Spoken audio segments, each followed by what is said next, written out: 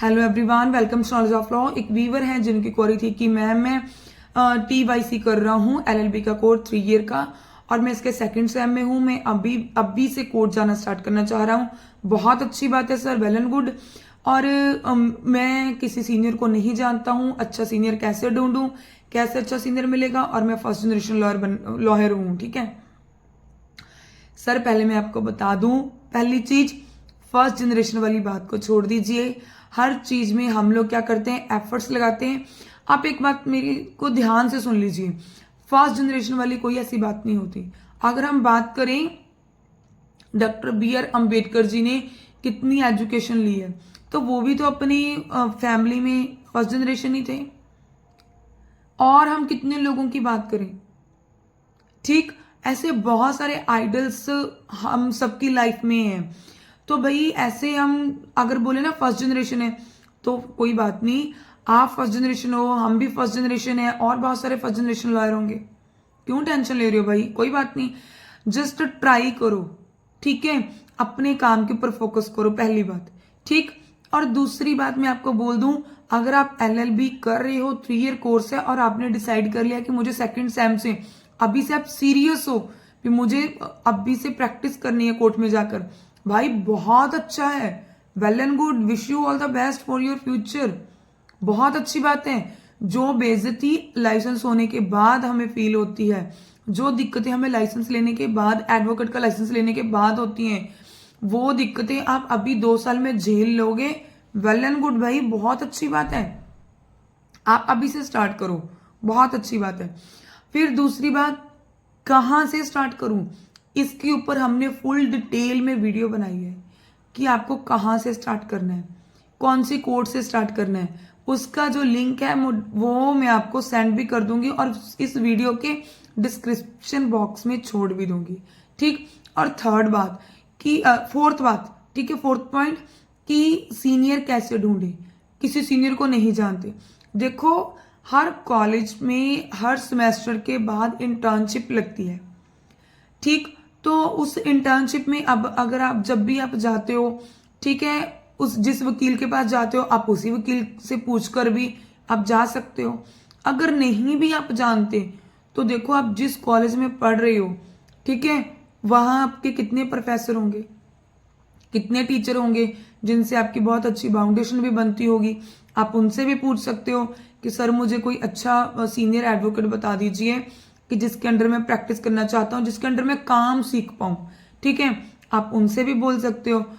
अगर ये भी नहीं हो पा रहा, आप डेली कोर्ट जाना खुद स्टार्ट कर दीजिए। दिक्कत तो आएगी, बट आप डेली कोर्ट जाना स्टार्ट कर दीजिए। बट अगर आप, मुझे लगता है कि किसी दूसरे से पूछ लेते हो, एक बार कोई आपको वहां पर कोर्ट में छोड़ दे, तो बहुत अच्छी बात होती है।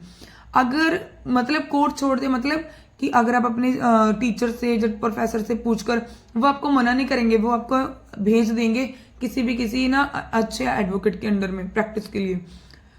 जब आप वहां पर जाते हो, ऑब्जर्व आपको करना है कि आपका सीनियर अच्छा है या नहीं है। अगर तो आपको काम सीख, पैसा नहीं देंगे, कभी नहीं देंगे। 2-4 साल क्या, 5 साल 10 साल तक पैसा नहीं देते सीनियर। ठीक, और दूसरी बात, अगर आप अपना माइंड सेट करके जाओ कि मुझे कितने साल प्रैक्टिस करनी है। ठीक है, अगर आप अभी से स्टार्ट कर रहे हो, आप कर रहे हो प्रैक्टिस, क्योंकि अगर आप अभी, आप क्या हो भाई, 3rd ईयर के सेकंड सेम में हो, अभी आपके पास 2 साल पड़े हैं। इसी 2 साल में आप अपना माइंड बैठा लो कि मुझे 2 साल के अंडर अंडर पूरा काम सीखना है। अगर आप 2 साल के अंडर अंडर काम पूरे शिद्दत से करते हो, तो आफ्टर LLB आप अपने खुद मैटर्स को देख सकते हो, बेल देख सकते हो, केस लगा सकते हो, धीरे धीरे करके आप अपना काम कर सकते हो। बट कैसे, सीनियर काम कभी भी नहीं सिखाते, बात बिठा लो माइंड में। ये तो आप खुद देखोगे करोगे, देखोगे करोगे, बस ऐसे ही होगा। आप चीजें देखते रहोगे और धीरे धीरे धीरे करने की कोशिश करोगे, एक बार में नहीं होंगी। एक बार मान लो आप कोई काम करने गए हो, और उसके बाद आप एक बार काम करने गए हो और उस काम का 100% आप नहीं दे पाए, फिर मान लो आपने 10% पर भी उस काम किया, आपका 10% भी आपको मिल गया उस काम पर, आपने एफर्ट्स लगाए, आपको थोड़ी सी रिलैक्सेशन होती है। फिर आप जा रहे हो, आपने 50% काम अपना इंडिपेंडेंट करना स्टार्ट कर दिया। इंडिपेंडेंट मतलब मान लो आपके सीनियर ने आपको किसी काम के लिए भेजा है कि हाँ आप इस कोर्ट में जाइए और ये वाला काम कर कर आइए, और आप उस कोर्ट में जा रहे हो, मान लो अपने 50% तक वो काम खुद कर दिया, ना तो अपने क्लर्क को बुलाया और ना अपने सीनियर को कॉल की। फिर आपको पता चल जाता है चलो मैं 50% तो इंडिपेंडेंट काम अपने आप बातचीत करके मैंने काम किया। फिर ऐसे ही करते करते आप धीरे धीरे फिर अपने मैटर्स, आपको इतना कॉन्फिडेंस हो जाता है कि हाँ अगर मैं अभी अपना भी पकड़ूंगा तो कर लूंगा। स्टार्टिंग में मैंने आपको ये भी बताया था कि कई बार क्या होता है कि आपने जिस सीनियर के अंडर में जा रहे हो उसके अंडर में जाओ, प्रैक्टिस करो, फाइल को पढ़ो, मस्ट बी इम्पोर्टेंट, और अपने आसपास जो वकील होते हैं उनसे बाउंडेशन बना के रखो।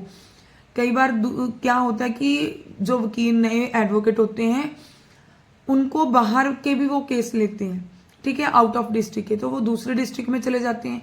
तो जो उनके मैटर होते हैं, अगर डिस्ट्रिक्ट कोर्ट में जहां पर आप प्रैक्टिस कर रहे हो उसमें उनके मैटर लिस्टेड होते हैं, तो वो भी आपको एक चांस मिल जाता है कि मैं उस डेट पर इंडिपेंडेंट काम करूं।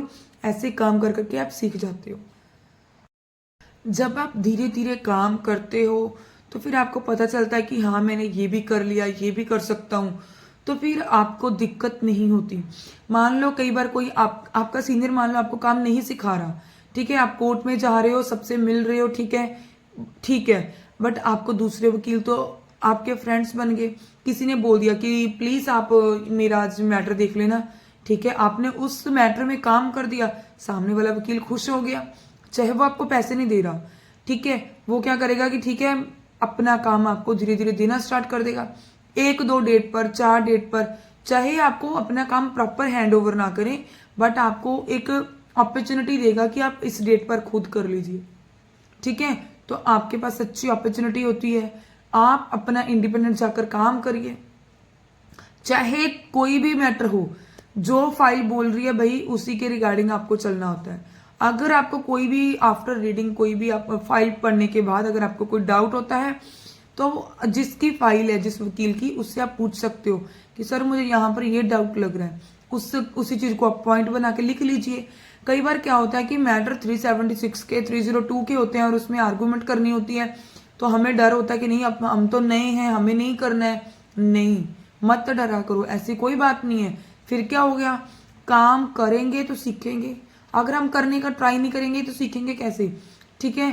फिर उसके बाद क्या करो, जैसी अपॉर्चुनिटी मिली जो आपके पॉइंट्स होते हैं आर्गूमेंट्स के वो निकाल के लिखो, वो पूरे के पूरे लिख लो, कर लो उसे, अपना एक पेपर ले लो, व्हाइट पेपर, उसके ऊपर बना के लिखो। और एक चीज मैं आपको और बोलूं, अगर आपका सीनियर, देखो डिस्ट्रिक्ट कोर्ट के साथ साथ एसडीएम के भी केसेस होते हैं, कमिश्नर के केसेस भी होते हैं, एसडीएम 1 के, एसडीएम 2 के, कंज्यूमर कोर्ट के, ठीक है, रेवेन्यू साइड के बहुत सारे केसेस होते हैं। अगर आप बीच बीच में उस दूसरी साइड भी जा रहे हो और सीनियर आपको भेज रहा है कि आप चले जाओ, अच्छी बात है, चले जाया करो। उससे क्या है कि आपकी आइडेंटिफिकेशन बनती है और आपको फाइल मिलती है पढ़ने के लिए। आप वहां पर 1 घंटा 2 घंटे बैठे हो तो जितनी फाइल पढ़ पाते हो फाइल पढ़ लो।